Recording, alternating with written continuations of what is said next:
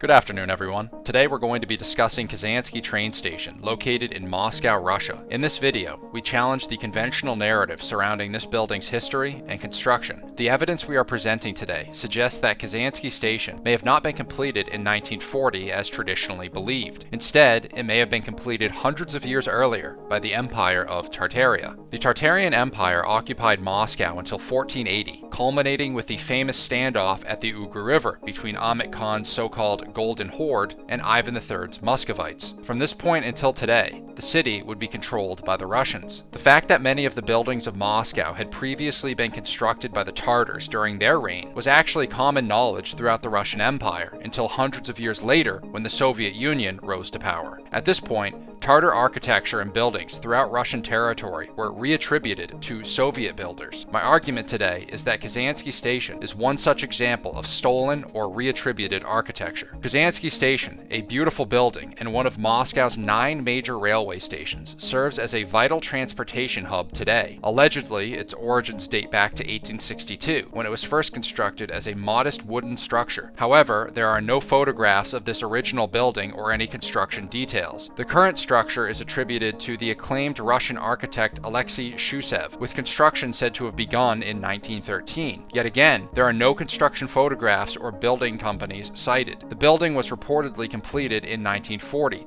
shortly before the end of World War II. Many of you on this channel are familiar with the fate of the Tartars at the end of World War II, particularly in the context of the June 1957 CIA document titled National Cultural Development Under Communism. For more information on that, I will provide a link to the previous video on your screen now. The Soviets committed numerous atrocities against the Tartars during World War II, including the mass whitewashing of their history and the re-attribution of their buildings to the USSR. During the Soviet era, Kazansky Station underwent significant changes. The government repainted many original murals to reflect socialist realism, aligning the station's aesthetics with communist ideological standards. Again, no photographs of the original murals are available online. One significant anomaly of Kazansky Station is its crown spire, topped with a finial depicting the golden zillant of Tartaria. Comparing this finial with the flags of the Tartarian Empire, the resemblance is undeniable. Why would a Russian architect choose a symbol of their former adversary to mount on top of their new railway station? Unless, of course, the building was already there in the first place and merely reattributed by the Soviets. Further evidence lies in the architectural style. The tower of Kazansky Station is nearly identical to Kazan's Sumbeka Tower, which I would argue was also constructed by the Tartarians. Edward Tracy Turnelly's 1854 book, Kazan, the Ancient Capital of the Tartar Khans, describes the Sumbeka Tower as, quote, the last relic of Tartar architecture, built before the Russians conquered Kazan in 1552. Nikolai Konstantinow's 1914 painting, The Conquest of Kazan, also shows the Sumbeka Tower already constructed while Russian troops prepare for their initial siege, occurring in 1552. These anomalies in evidence suggest both Kazansky Station in Moscow and Sumbeka Tower in Kazan were likely constructed by the Tartar Empire before the cities were annexed by the Muscovites in the 15th and 16th centuries. The Soviet Union then reattributed the buildings to themselves during the upheavals of World War II. Many of you may be asking, how did Western leaders allow the Soviets to get away with such blatant lies about history? The answer, I would argue, lies in the Moscow Conference of 1941 and the birth of the American Empire, but that's a topic for another day. One other piece of evidence I want to explore today regarding the architecture of Moscow is the writings of Thomas Milner from his 1854 piece, The Baltic, Its Gates, Shores, and Cities, where he writes, quote,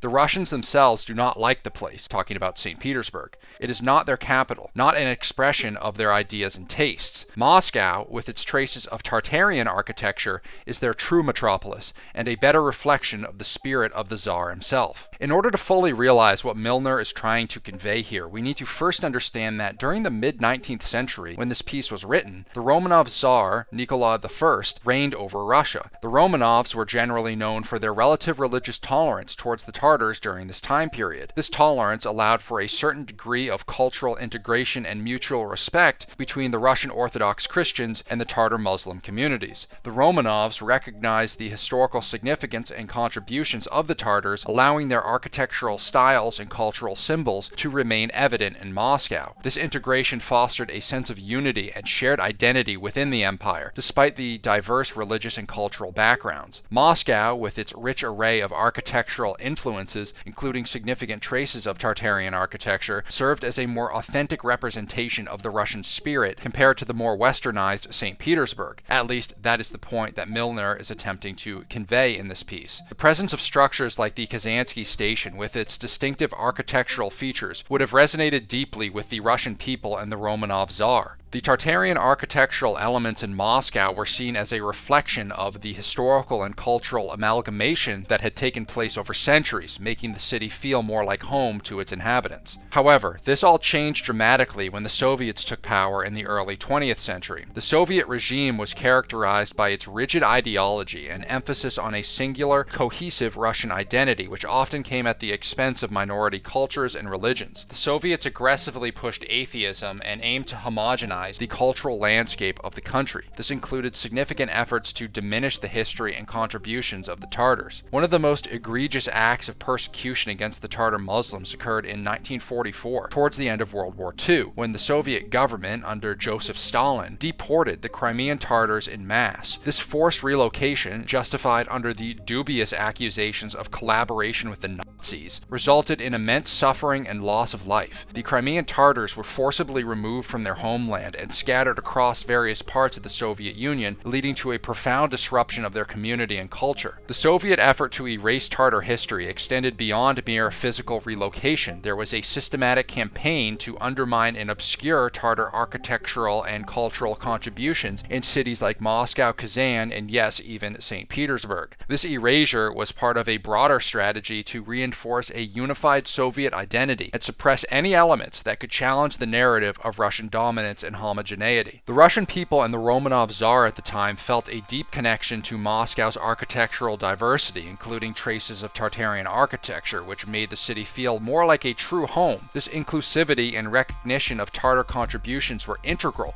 to the Russian identity of that era. However, with the rise of the Soviet Union, this tolerance and appreciation were replaced by efforts to enforce a singular Russian identity, leading to the persecution of Tartar Muslims and the erasure of their historical and architectural legacy. The story of Kazansky Station and its architectural origins is a poignant reminder of the complex and often contentious history of cultural integration and identity in Russia. Additionally, historical maps and records from the Tartarian period often show significant urban centers and architectural landmarks in regions now attributed to Russia. These records suggest a well-established network of cities and infrastructure, indicating that the Tartarian Empire had the capability and expertise to construct such grand buildings. The subsequent Russian conquest and integration of these regions likely involved rebranding existing structures to fit the new narrative of Russian superiority and dominance. The anomalies surrounding Kazansky Train Station's history are too significant to ignore. The lack of construction photographs, the repurposing of interior decorations, the symbolic Zillant finial, the parallels with Tartarian architecture like Sumbeka Tower, and the blatant historical revisionism by the USSR all point towards a hidden architectural past in Russia today. Considering all these factors in aggregate, it is more than plausible that Kazansky Station was not constructed in the early 20th century as we're conventionally told, but it is rather a much older structure built by the Tartarian Empire. This reinterpretation not only challenges the accepted historical narrative, but also sheds light on the rich and complex history of the Tartarian influence in what is now contemporary Russia. The evidence suggests a need for a more nuanced understanding of the region's architectural and cultural heritage, recognizing the significant contributions of the Tartarian Empire to its historical landscape.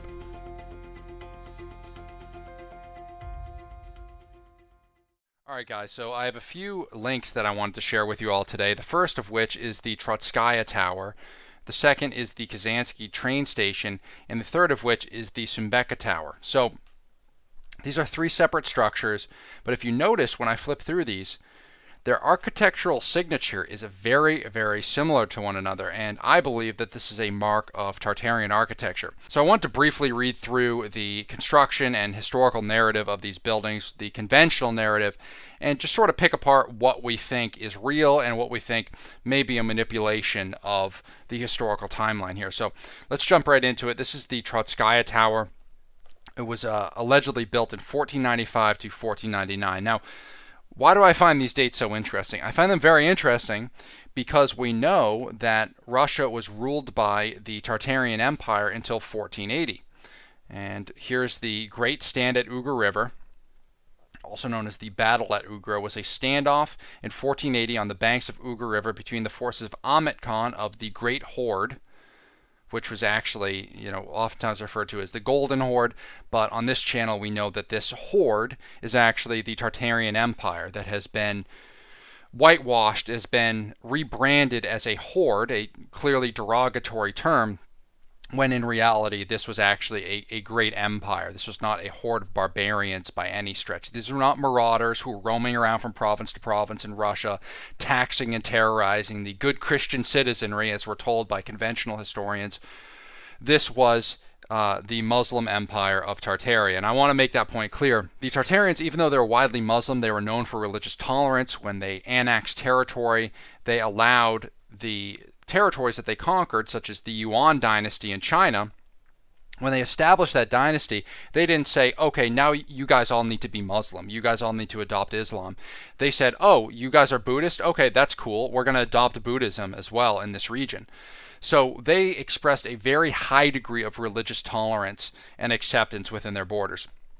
But anyways, going back to the Trotskaya Tower, I find these dates really interesting because, this is just 15 years after they conquered Moscow from the Tartarian Empire. They're saying that they built this giant building.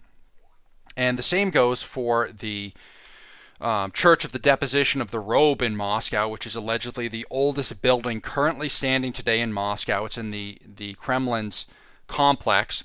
And it was allegedly built in 1484, which is just 4 years after the Ugar River standoff. So we're being told by conventional historians that the Tartars built nothing of value. They lived in tents and yurts. They were just roaming barbarian tribes who were savages. In reality, when we take a look at this narrative, when we scrutinize it a little bit, we're seeing all these beautiful architectural marvels being built in the years just after the Russian conquering of this territory. And in my opinion, this is a sign that these buildings were actually built before and that history was rewritten. The history of these buildings were then rewritten and whitewashed by the Russian Empire, who conquered these territories from the Tartars. This is interesting here. So in 1935, the Soviets installed a red star on the top of the tower. Prior to Soviet rule, the tower had an icon of the Holy Trinity on top of its outward interface. Because this tower had a formal entrance for huge Communist Party congresses, the icon was totally removed rather than plastered over as those were on the Spasskaya and Nikolskaya towers. So this makes me wonder, if the Soviets replaced the Holy Trinity, finial, on top of this tower in 1935, I wonder if the Holy Trinity finial replaced something else. I wonder if the Tartars had something else on top of this building that they built, in my opinion.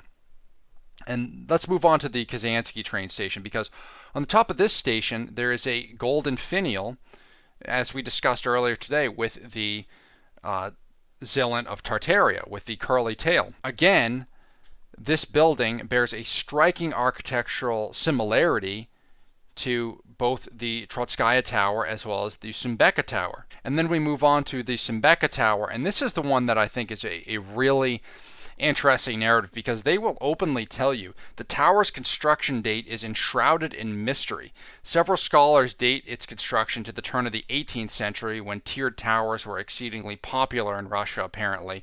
But I think that's complete BS, in my opinion. This was built by the Tartars, and as we showed earlier in this video, there's actually paintings of the siege of Kazan of 1552, where the Sumbeka Tower was already existing in this within the city's wall. So to say this was built in the 18th century is completely ridiculous, in my opinion. Again, we know the influence of Ivan the Terrible. We know what he did when he conquered cities and territories. He would kill all the people, he would burn all the books, and then rewrite the history of that city or territory to the advantage of himself, to the advantage of the empire or civilization that prevailed in these conflicts. And look at this. A legend postulates that the tower was built more than a century earlier by Ivan the Terrible's artisans in just a week's time. So, again, it just gets more and more ridiculous. We know what Ivan the Terrible did when he conquered this in 1552 from the Tartarian Empire, or the Khanate of Kazan, or the Golden Horde, whatever you want to call them. When he conquered this, he rewrote the history of this civilization and specifically of this building to reattribute the building to himself, to reattribute the building to the Russian Empire rather than to the civilization that he just overthrew and conquered. So let's move on here. This is what I was talking about before. This is the sketch, The Conquest of Kazan, which is a sketch that was proposed. This was painted in 1914, and it was apparently proposed to be placed or painted in Kazansky Station. And no wonder they didn't place this in Kazansky Station, because you can see the Tower of Sumbeka is sitting right in the back here. Meanwhile, the Russians are still amassing to start their siege of Kazan in 1552. So this tower is already here, and we're being told that it wasn't built until by these modern scholars say it wasn't built until the 18th century, or by Ivan the Terrible once he conquered the Tartars, that he threw it together in just a week's time. It's completely ridiculous. This building was clearly here before the Russians conquered the civilization in the 1500s. So let's go a little bit further here. There's one other link I wanted to show you. So this is about the Kazansky railway station's narrative. So this is really interesting to me because it said it was built by architect M.U. Levenstam in 1864. It had a common roof and platform, small turret with a clock raised in the entrance. The station was cramped, inconvenient, and from an architectural point of view, not very expressive. So they just kind of made up this narrative. And here's the guy. Gotta refresh this page. Here's the guy they said who architected it. This is the only information I could find on this guy. M.U. Levenstam is apparently architect who built the Kazansky Station in 1864. But again, we have no pictures of the original building until it was apparently knocked down and then reconstructed by Russian architects or Soviet architects from 1914 to 1940. But again, in my opinion, this building had been here for centuries and centuries before the Soviets took power. So that's all I want to go over today, guys. I really appreciate you tuning in. If you have any questions, leave them in the comment section below. God bless. Have a great day. Be safe. And take care.